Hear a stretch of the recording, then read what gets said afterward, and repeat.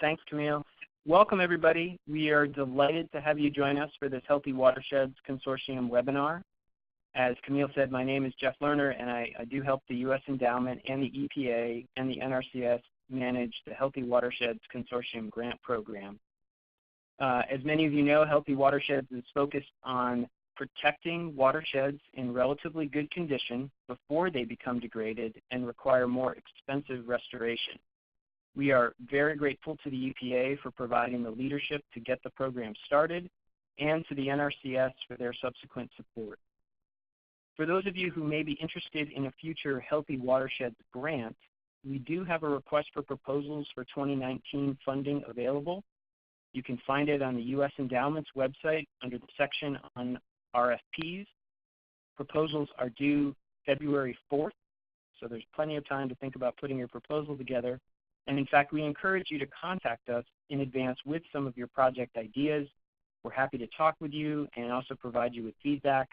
You can either contact myself or Peter Stengel anytime between now and the due date. Our contact information is in the RFP. The project that you're about to hear about for the next 30 minutes or so was funded in 2016, the first year of our grant making. We're starting to see the results from our previous grant making, and as they become available, we will schedule additional webinars like this to share what we've learned with you. If you have not signed up for our Healthy Watersheds mailing list, you can easily do so on the Endowment's website. Just go to the bottom of the page where the RFP is posted. You'll get notices about future webinars like this and other watershed protection news as well. Protecting forested watersheds is an important focus in the Healthy Watersheds program, and many of the projects that we've funded so far do involve forest protection. But this is one that focuses on agricultural land. So we think it's a little bit unique, but also really important, because the composition of many watersheds across the United States are a combination of both forest and agricultural lands. We believe that the ideas that will be presented here today through this project could have broad applicability to other watershed areas. And with that, it's my pleasure to introduce the team, or rather I should say part of the team from the Freshwater Trust. Your speakers today will be Meg Belay, who's a restoration project manager and analyst, and Elliot Hone, who is a senior analyst with the Freshwater Trust. Elliot and Meg, welcome. Thanks for the presentation. Please take it away. Great. Thank you, Jeff, and thank you everyone who has joined us. We're very excited to share some of the work that we did as part of this grant. So we have a lot to cover. I'll just jump right into it here. So real quickly, kind of the core project team for this was a group of folks here at the Freshwater Trust with a pretty diverse set of backgrounds. Meg Belay was our fearless project manager. We had Tony Orlando, our staff agricultural economist, who did a lot of the work on building out the economic models and the optimization tools that we built. Tommy Franzen did a lot of the spatial analysis work as part of the mapping tool. And Dave Atchinson is our data scientist on staff who did a lot of the financial analysis and helped out with a lot of the optimization processes as well. So a little bit about who we are. Freshwater Trust is a nonprofit organization based in Portland, Oregon. We also have offices in Sacramento, California, Boise, Idaho, and in the Rogue Valley in Southern Oregon. We focus mostly on habitat restoration, which is doing things like in-stream restoration, placing large wood strategically in streams to improve fish habitat. We also do a lot of flow restoration work, which is highly relevant to the geographic area where this specific project was focused. And the goal there is just to try to keep water in streams during key times of the year and in key locations that are most beneficial for fish. And also water quality trading, so sort of a market-based mechanism for compliance with things like Clean Water Act requirements. A lot of our focus is what could be dubbed quantified conservation. So this is something that is becoming more and more common in the restoration world, and that's essentially just the application of data science principles in order to ensure that the actions that we're taking are taken at the right locations at the right time in order to maximize the benefits, reduce risk, and also to be able to understand what those outcomes are going to be over time.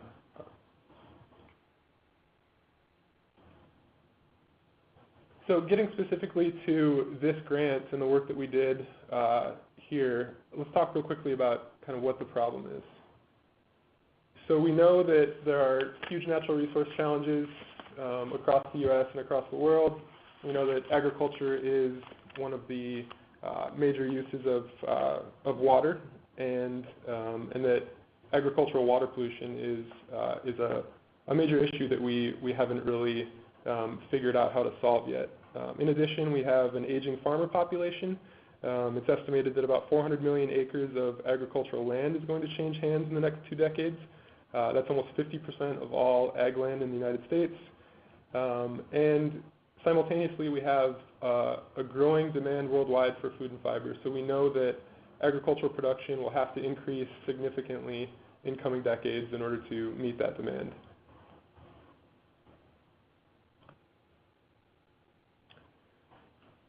So conservation investment is an idea that has been gaining traction in recent years, and we know that according to NRCS, who I'm sure most of you are familiar with, but it's the Natural Resource Conservation Service. It's a branch of the U.S. Department of Agriculture. According to a recent analysis they did, there is an almost inexhaustible supply of conservation projects that have a high potential for creating monetizable financial value. So that's not just all conservation projects, that's conservation projects that have the potential to create a net private benefit for the landowner. So not only are you creating a social good by improving ecological health or restoring wildlife habitat or things like that, but you're also simultaneously creating financial benefits for yourself as the landowner. Simultaneously, the demand for impact investments has been increasing in recent years, and we know that there is an enormous amount of capital available worldwide that could be applied to this sort of problem. So just to kind of put this into perspective, looking at the total amount of capital that is out there, total global financial assets are just under $300 trillion. That's an enormous amount of money. So in this, on the screen, if you think about each of these blocks being about $1 trillion US dollars, you can see the size of private capital relative to, for example, the U.S. government budget, which is around $4 trillion. And then you have philanthropic capital, which is mission-driven or capital that is not seeking a financial return on that investment, is about $390 billion. So also pales in comparison to the amount of private capital that exists. Of all of that, you have 0.007% of all global private capital that is committed to conservation. That's $2 billion. It's still quite a bit of money, but if you think about how small the percentage that is, even just a small uptick in that percentage would be an enormous amount of money that would be available to be committed to conservation. And that compares to the approximately $40 billion, or about 0.1% combined between philanthropic capital and the U.S. government budget that is applied to conservation.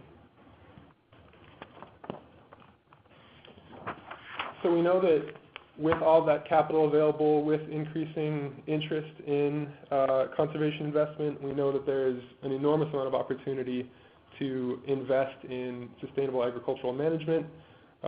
We know that the NRCS is one of many entities that is willing to help mitigate the risk and shoulder some of that financial burden through cost share programs and trying to collect data and provide information that can incentivize landowners and investors to understand the economic benefits of ecological conservation.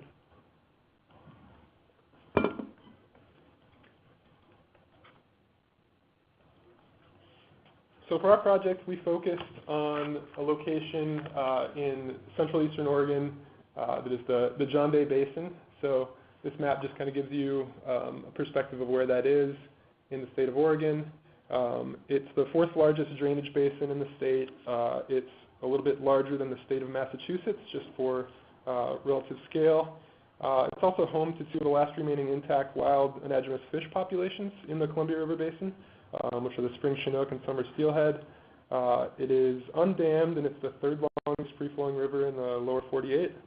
And as you can sort of see from this map, it's a lot of it is forested land, but it's also about half of it is agricultural land as well. So a lot of that is pasture land and land being used to grow forage feed for cattle operations.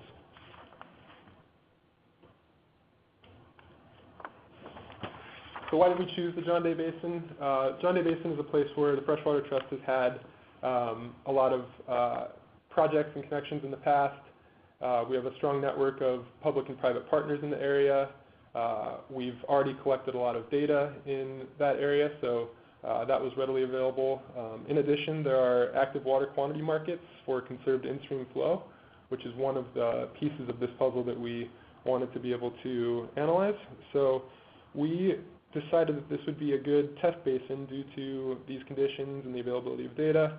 And the idea here was to kind of pilot this approach and essentially provide a proof of concept in this area that we're familiar with the goal of eventually being able to translate this work into other basins, apply the same sort of analysis to more crop rotations, more best management practices, and just a wider variety of overall conditions economically and agriculturally.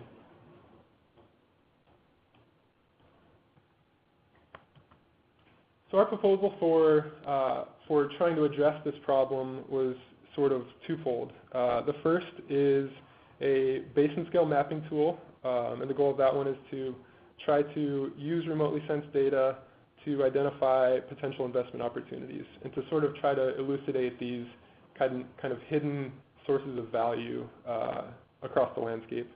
And the second part of that is a field scale decision support tool that aims to optimize the on-farm economic outcomes based on the local conditions. So really the idea here was to develop a scalable framework that would essentially expand the supply of sustainable agriculture investment opportunities. And it would do this by identifying these land management options that are both profitable and that have environmental benefit.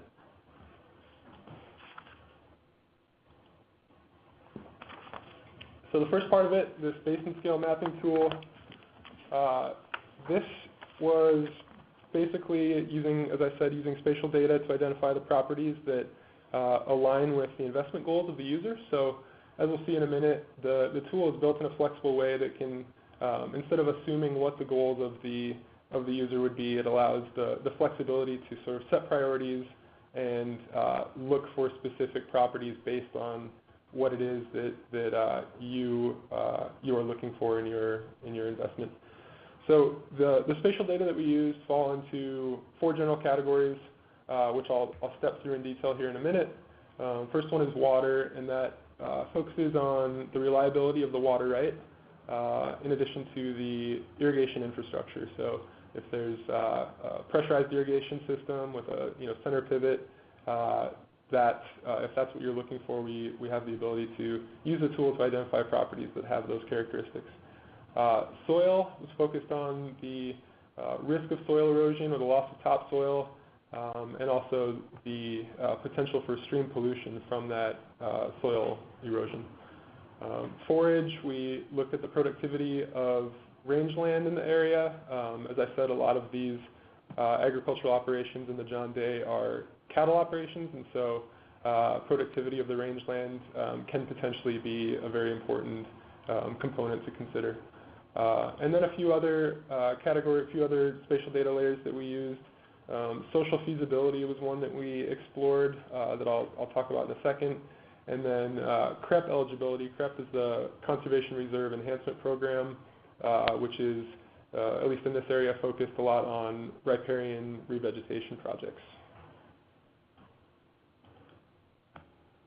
So I'm going to go through all of the spatial data layers that we use. I'm going to go through these kind of quickly, so if you have questions about the specifics of these, feel free to drop a question into the Q&A box, but I'm going to just kind of swing through these quickly. So first one, as I mentioned, was irrigation infrastructure.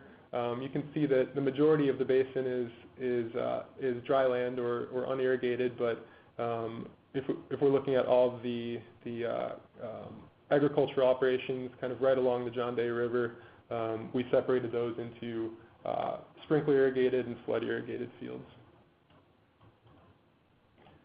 The reliability of the water right was an analysis that we did based on NDVI data. So NDVI is the Normalized Difference Vegetative Index. It's essentially a measure of chlorophyll or of the plant vigor using aerial imagery.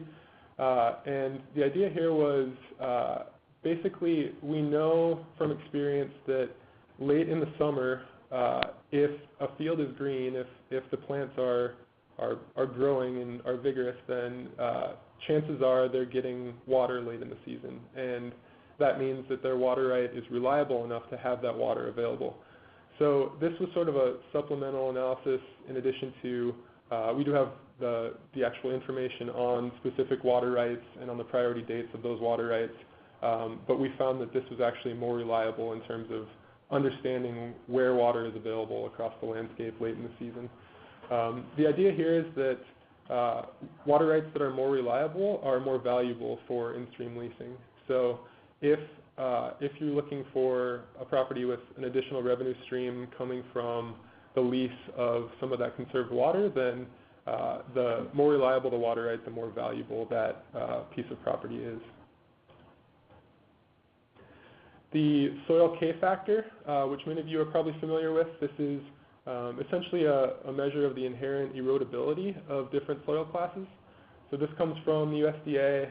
It's a value on a scale from about 0 to 0.5, and it just sort of looks at the composition of the soil and gives you an idea of the inherent erodibility. So our thinking here was that higher erodible or soils with a higher erodibility factor have a greater potential for environmental improvement from improved management practices.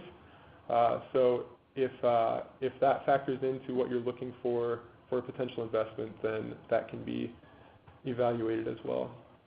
Sort of similarly, the Stream Power Index is it's a measure of kind of the erosion risk for each individual spot within the basin. So what this is it's basically an equation that looks at the slope of any given point and the drainage area above that point that is feeding into it.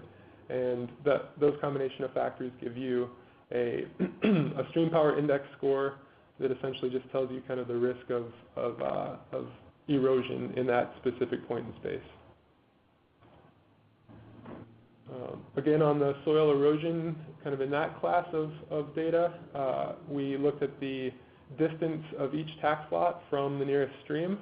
The thinking here was that the closer a tax lot is to a stream, the more likely it is that soil and nutrients running off of that field are going to end up in the stream and cause ecological harm. As I mentioned before, the rangeland productivity, rangeland production, this is a function of the soil type as well. So this gives you an idea of where there is high potential to grow a lot of forage for cattle. Social feasibility, this was something that we decided to explore.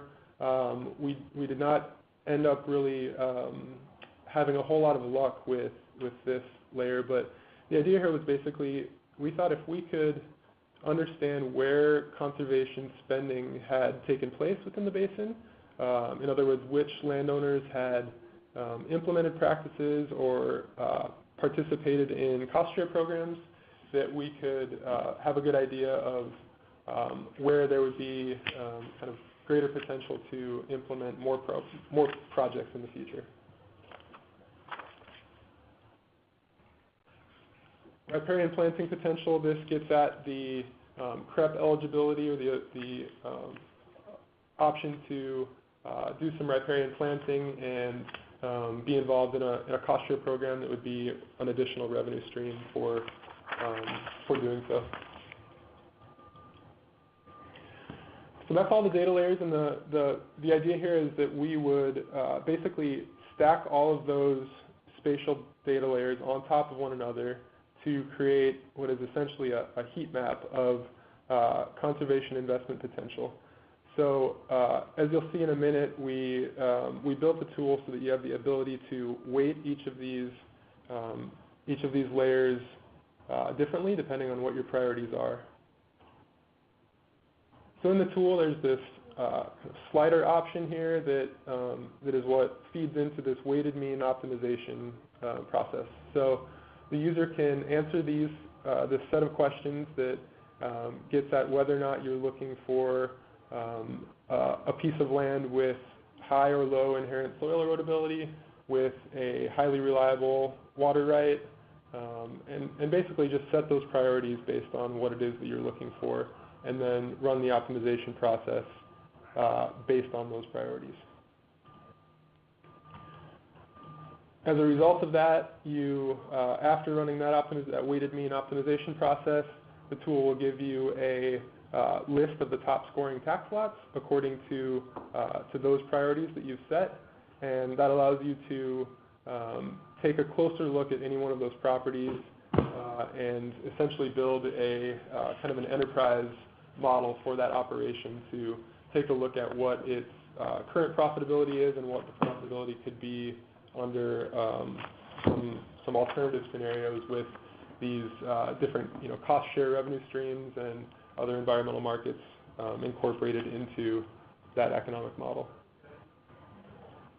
So that's mostly it for the basin scale mapping tool for the first part of what we built, and the second part is the field scale decision support tool, which is essentially a economic optimization tool that will take a closer look at the kind of the on-farm economics.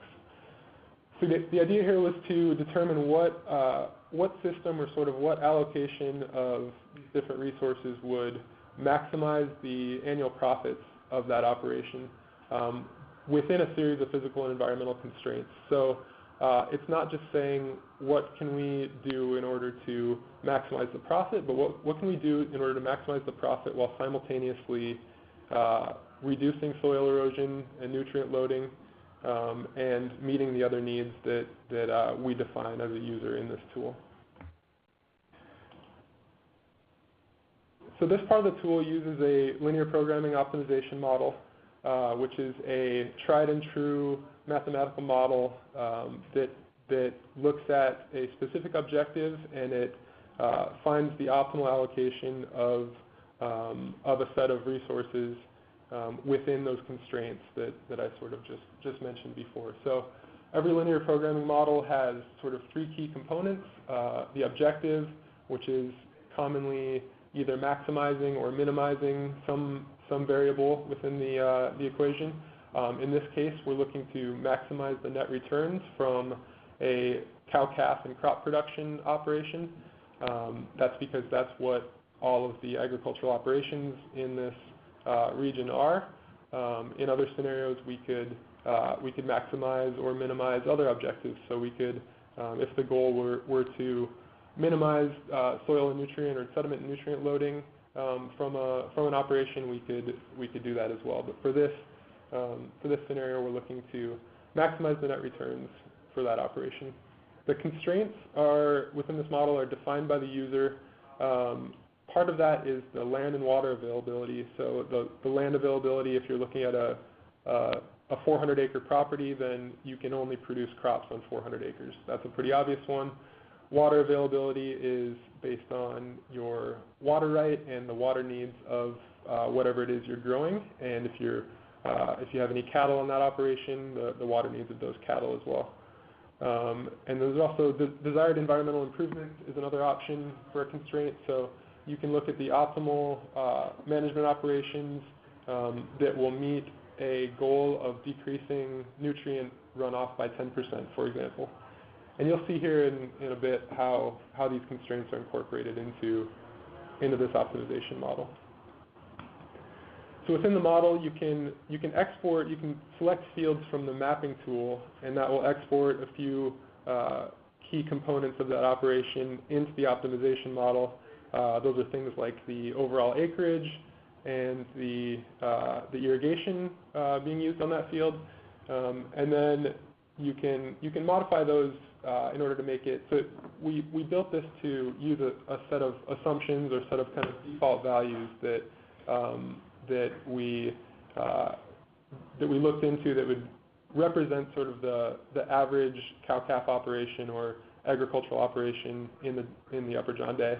But for specific fields, it allows the user to go in and refine all of those to make the yield, for example, more precise for your operation, or to adjust your overall herd dynamics, the number of cows and heifers and bulls that you have on your operation, for example.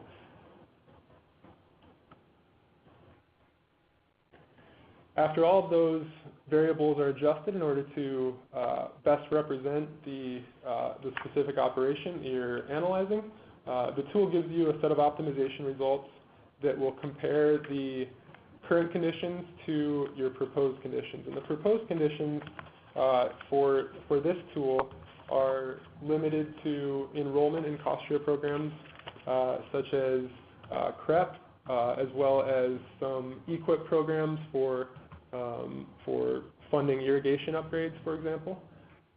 It also looks at the option of leasing water for in-stream use and the net value, net benefit that you would receive for leasing that. And so what the tool does is basically just shows you a kind of a net difference, or the difference between the current conditions and the proposed upgrades under an optimal management scenario.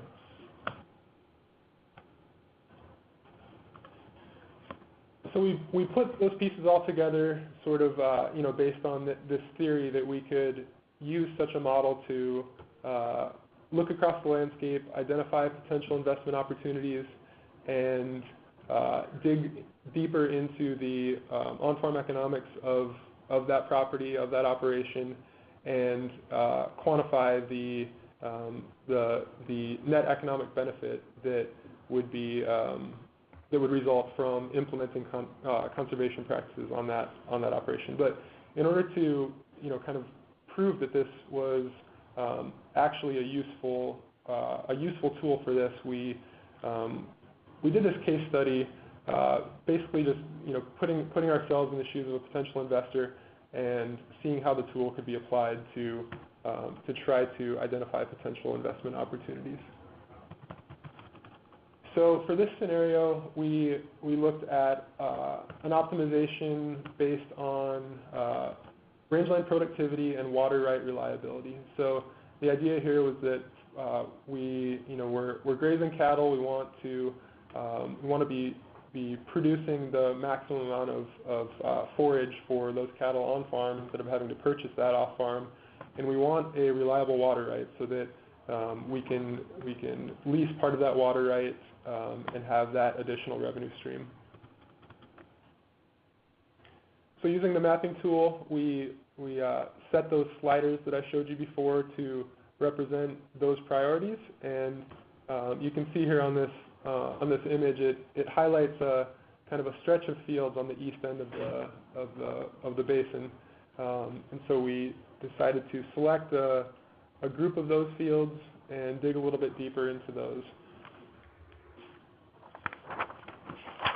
So the next part was to assess the specific properties of that field and look at some possible land and water use scenarios. So the tool analyzes the current conditions, kind of the as-is scenario.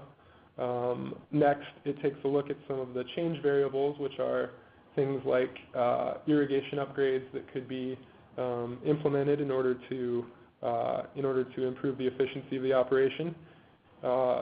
Next, you set goals for the conservation parameters. So in this scenario, we would think about wanting to reduce the amount of sediment and nutrients coming off of the field.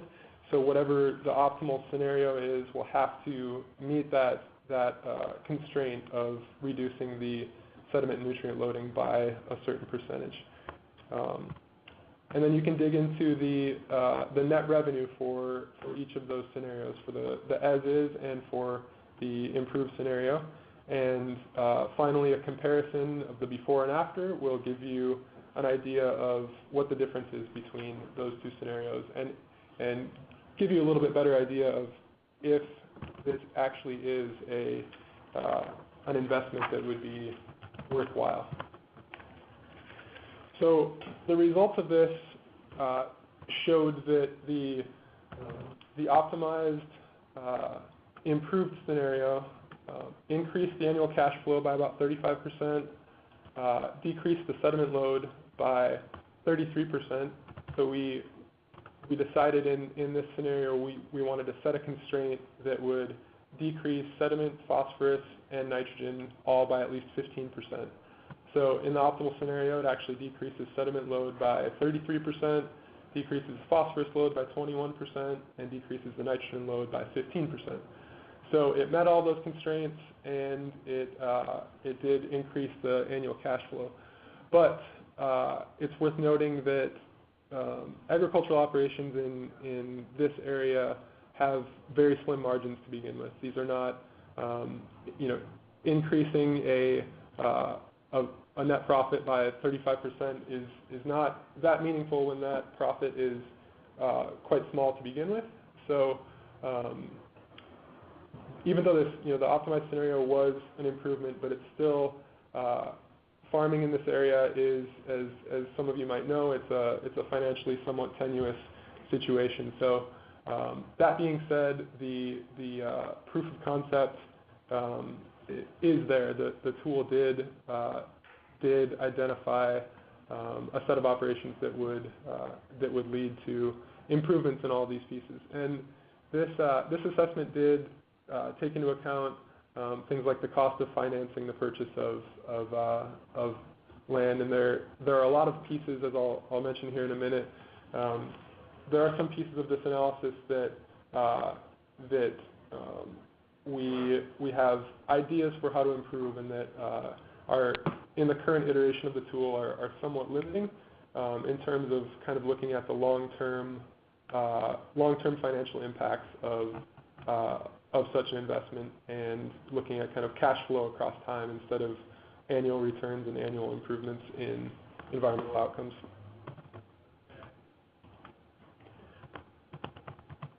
So, as I just mentioned, that's one of the limitations. Another that we considered was the integration of such a tool with the real estate MLS system. So, if you picture something like a Zillow or Redfin for sustainable agricultural investment, that could be a very powerful tool that would look at kind of spatial correlations between different factors, and look at properties that have been sold or are currently on the market, and get a better understanding of kind of what drives the price or the cost for those properties.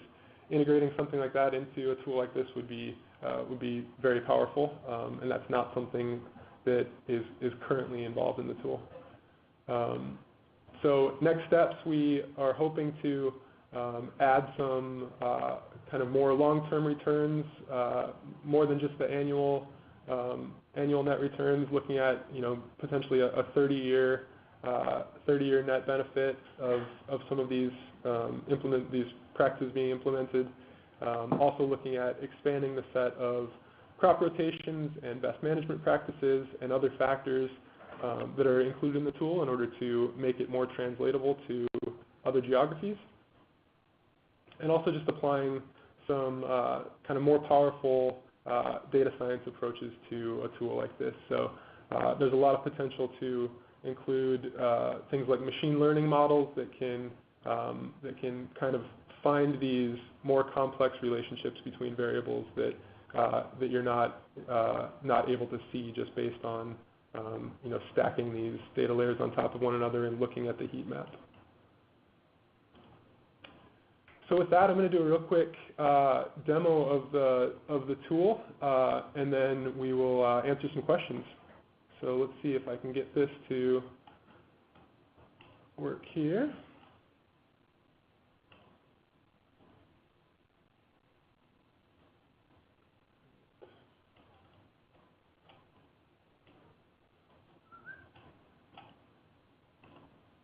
There we go. All right, let's reload this and take a look. All right, so this is the web tool. It's just a publicly available URL. Also, all of the code that was used to build this tool is publicly available as well. So this will be, it's not currently available for download, but it will be probably by the end of this week through the Freshwater Trust GitHub account, which we can share with listeners if you're interested. So when you open the tool, you have the option of exploring some of the data layers that were included in this analysis. So all of those layers that I went through in the presentation, you can take a look at all of those. So for example, if we want to look at the water right reliability layer, you can click on that over here, and this is going to give you an idea of where water rights are highly reliable, moderately reliable, or either not reliable or there's no water rights. You can take a look across the landscape and kind of get a sense for where there are patches of areas with highly reliable water right. Same goes for the soil K factor, irrigation type, all of those pieces that I mentioned earlier. You can open up those data layers and take a look at each of those. So if you want to actually locate a potential investment opportunity or a piece of property, you can open this field locator panel. These are the sliders that I was talking about before. So let's just run through a real quick kind of scenario that one might consider in using this tool. So let's say we want to find a property that is sort of a fixer-upper, you could say, or something that maybe has some marginal soils and steep slopes, and that has the potential to be improved slowly over a long period of time by the implementation of improved practices and building soil health long-term for kind of a long-term benefit. So first question is if you want a property with high risk of soil erosion or low inherent risk of soil erosion, let's look for one with high runoff risks. That's going to find some of those fields with steeper slopes and sandy soils, for example. We want a highly reliable water right because we want the option of leasing some of that water for in-stream use, and we want the value of that water to be as high as possible. Productivity of rangeland on the property. We're not too worried about that in this situation, so we're going to keep that just at kind of a neutral, somewhat important. Irrigation infrastructure. Maybe we think that a flood irrigated field that doesn't have a pressurized irrigation system installed is going to be a cheaper investment, and we don't really need that sprinkler irrigation system on this field quite yet. For the riparian areas, so that's looking at the potential to enroll a field in the CREP program or to do riparian planting. We'll say that that's somewhat important. That's maybe not the number one goal of this investment, but we'll keep that in there for to add a little bit of value to that. And then lastly, do we care about whether or not the fields have been previously enrolled in conservation cost share programs? So this is that social feasibility layer that we talked about. And since we're looking to just maybe buy this land outright and not work with the previous landowner on implementing new practices, we'll just say that that's not an important part of this analysis. So once those sliders have been adjusted to reflect the priorities and the things that you're looking for, you can click the button, and basically what it's doing is it's taking all of those rasters, all of those spatial data layers that I showed earlier. It's stacking those on top of one another. It's adjusting the weight of each of their scores based on those priorities, and then it's going to give you kind of a heat map of the entire basin that will show you where the highest scoring fields are, where the parts of the basin with the greatest conservation potential exist. So you can see the heat map just popped up here. It's also going to give us a list of the top scoring tax lots, and it allows you to sort of pan around the area, look for parts of the basin that that have high potential for conservation investment according to the priorities that you set. You can look at this in a pixel-based score as we're looking at now. You can also summarize that by tax lot. So what this does is it takes each of those pixels within each tax lot polygon, and it gives you kind of a mean score for each of those tax lots. Now you can select fields by either clicking on the map or by clicking on rows within this table. So top scoring tax lots, let's just go for this highest scoring tax lot here. So this one is all the ownership names have been anonymized here just to share with everybody. But in an actual tool like this, you could have all the landowner information in here. So you could potentially search for a given landowner's name and see maybe where a block of their properties are located, where you could work with them to purchase multiple tax lots. So in this situation, maybe we want to look at maybe this group of fields here. We see that there's some high scoring tax lots right there. We could also maybe grab some of this dry land here for some grazing operations or something. So with this block of lands, we can then export this in the optimization tool. So we can move this to the farm planner tool, and what that did was it brought over all of the acreage from those tax lots that we highlighted, and that we then have the ability to modify all these inputs according to the specifics of the operation. So in the fields that we selected, we had a little over 2,000 acres of unirrigated land that we assume is pasture land. You could also change that to none or to whatever it was that reflected reality most closely. And then the irrigated fields, we could say maybe half of that is growing hay and half is alfalfa. It allows you to adjust the yield of each of these pieces. You can specify if you're going to lease some of that acreage, some of that riparian acreage for in-stream flow. That's going to change the kind of the revenue streams that are incorporated into the optimization. The herd model here allows you to specify how many cows, heifers, bulls, yearling steers, what kind of grazing access you have on public land. This is going to adjust how much water is needed, how much forage is needed, if you can produce enough on that property to meet all these needs, or do you have to purchase feed from outside of the operation. Irrigation practices, this corner of the basin, all of these properties were flood irrigated. Maybe we want to eventually improve that to a wheel line pressurized irrigation system. Maybe for cost share, we want to do a cost share program with NRCS for installing the pump. You can also modify the water right information to make that as accurate as possible. Prices, we have default prices for all of the crops that are being grown on this field, as well as all of the different types of cattle that are part of this operation. All this can be modified to reflect current conditions as accurately as possible. In addition to water price, the amount of money that you are expecting to get per acre foot.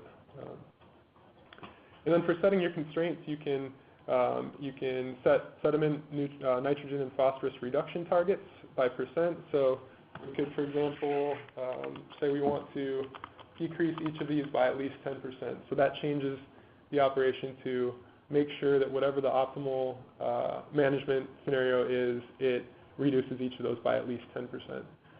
So on the right side here, this shows you the results. The results are given in net economic returns. So current versus proposed is quite a difference. You have a difference in the amount of leased water, the amount of sediment runoff, phosphorus runoff, and nitrogen runoff, and as you can see, each of those was reduced by at least 10% based on these reduction targets that we set. So that is, I guess there are also some, within the tool, it's all documented, the assumptions that were made and the references that were used for all of these pieces. So that information is all embedded into the tool. And that is essentially it for the demo. And with that, I just want to give a huge thanks to the U.S. Endowment for supporting this project, Equilibrium Capital for supporting some of our work on the conservation investment side, John Day Basin Partnership, the Grant County Assessor's Office for providing us with some key data, and the Bella Vista Foundation, who has been very supportive of this work as well. So with that, thank you all, and I'll take a look at some of the questions here that have been asked, and go through some of those. Great. So I think the first question that we received was, does this tool incorporate some of the principles of regenerative agriculture for long-term resource sustainability? And I think that with this tool, one of our primary goals was developing something that would allow for the scaling of sustainable agriculture and investment. So from that perspective, we really need any of these considered land purchases or management options to pencil from a revenue side. So while those principles are certainly ones that are incorporated in the assumptions about what constitutes a sustainable practice, in general, this tool looked to quantify purely the known costs that would be coming to somebody who is either a land manager, somebody leasing the property, or an investor, just to demonstrate the business case of the gains that you can see when implementing those BMPs. The second question we've got is, are there elements of permaculture in this watershed tool? There are not explicitly any elements of permaculture in this tool. This tool is focused primarily on just kind of a general cow-calf and crop production operation for this area, but our goal is to eventually expand the types of practices that could be incorporated and evaluated within the tool. So there are probably some elements of permaculture that may eventually make their way into a future version of the tool, but they are not currently in there. Other questions are about if this report is available online. I believe the report is not, but that, as Elliot mentioned, the tool will be. The next question is, how do you avoid the tool from inflating land values? That's a really interesting one. At the moment, it's not a huge concern because I think you would need pretty widespread use of a tool like this to have a serious impact on land values. On the other side, people who are purchasing property in this area or in others like it, a lot of times people are already well familiar with the fact that water rights and their value drive land value. So I think it is primarily making land values more transparent to investors or purchasers who are outside the basin. I think most of those land values are probably already reflected in the local market.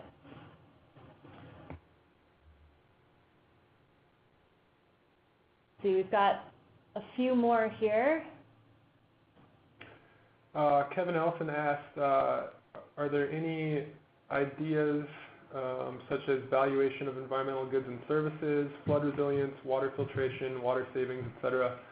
That's a great question, and that is some of those are things that we are hoping to incorporate into future versions of this tool or a similar tool. This was focused on primarily on aspects or practices that would have that kind of private economic benefit for the landowner. So some of those things, environmental goods and services, when you're quantifying those, a lot of times you're quantifying kind of a public benefit, which is extremely important. But for this tool, looking at kind of the overall financial model of a sustainable agriculture operation, that was not a specific focus of this tool. Another question is, what kind of impact investing do you think this tool will attract? We really designed this tool while considering a impact investor to be a primary user of it. It's also designed for a variety of other users. There's a number of different creative options, as we talked about, in terms of straight out buying a property or partnering. This tool could also be used to partner with an existing landowner, so in places where the property you're interested in may not be for sale, but that landowner may be a little bit cash strapped, as is fairly normal, and is looking for an outlay of upfront capital to help finance potentially an irrigation infrastructure upgrade. So I think there's a lot of ways that somebody who's interested in investing in sustainable agriculture could use this tool to identify opportunities. And similarly, we are hoping that this could also be used by somebody who's a restoration professional or a regulated entity if they're looking to seek ecological outcomes. It also allows to identify potential partners. There's also a question about if the source code will be available for modification and incorporation of other data sources and regions. The source code will be available, and there are definitely opportunities to kind of take this same framework and apply it to different regions with different data sources. It would definitely require some legwork in terms of getting an understanding of the specific economics of agricultural operations in different areas, but the possibility is there, and a lot of that kind of the framework that has been built could be utilized to kind of make the recreation of a tool in a different area more efficient.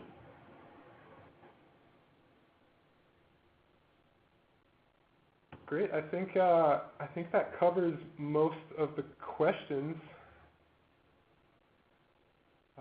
Thank you all for joining us. We really appreciate everybody's feedback and questions and attention. And feel free to reach out to me or Meg at thefreshwatertrust.org if you have additional questions. And this presentation, as was stated earlier, will be available online on YouTube to watch. So thank you all.